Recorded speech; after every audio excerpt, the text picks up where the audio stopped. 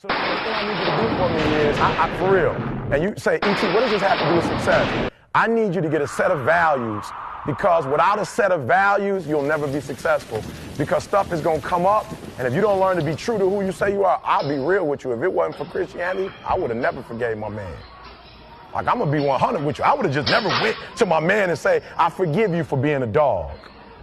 I forgive you for asking my mom, was I yours? I forgive you. I would have never forgave my man just off rip, but I forgave my man because I live by a set of values that said you have to forgive if you want to be forgiven. I live by a set of values that said that if they hit you here, you got to turn the cheek and let them hit. I didn't grow up like that. But at 17 years old, I embraced this group of values, and I realized, E.T., you can't be successful if you say one thing and you do another thing. So I'm here to tell y'all, for real, success, number one, starts with you. Like, for real success is you say one thing, and if you do what you say 70% of the time, you're going to be average. If you do what you say you're going to do 80% of the time, you're going to be real good. And if you do what you say you're going to do 90% of the time, you're going to be great. Because very few people do what they say they're going to do. It sounds good coming off your lips. It sounds good when you tell people, I'm going to University of Michigan. Then you come home for Thanksgiving with the jersey on, right? You come home with the outfit on, right? With the U of M. You come home with the blue and maize, and you trying to pretend like you going to class when you know you're not going to class. But you come in with the gear on and with the book bag that you sit down and you don't pick back up, but you want everybody to see you with the outfit on because you want to say you're a student when really you know you're not a student because you ain't going to class.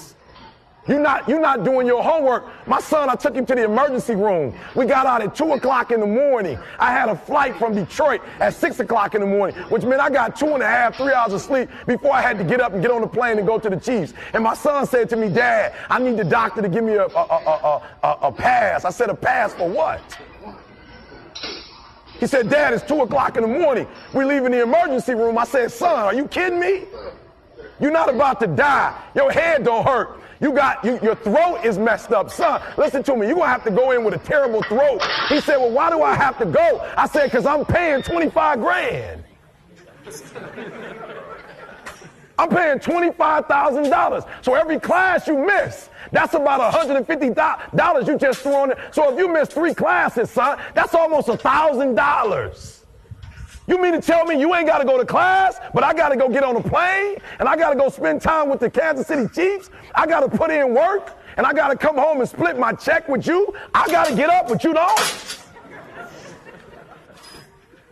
I said, son, you told me you wanted to go to Michigan State. And I did everything I could possibly do to help you to make that dream become a reality. I got on your butt your junior year.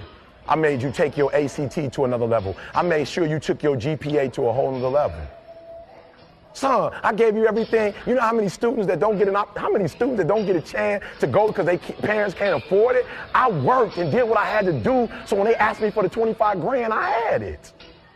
When they asked me for your books, I had the money to pay for your book. You don't got to go to class without books, son.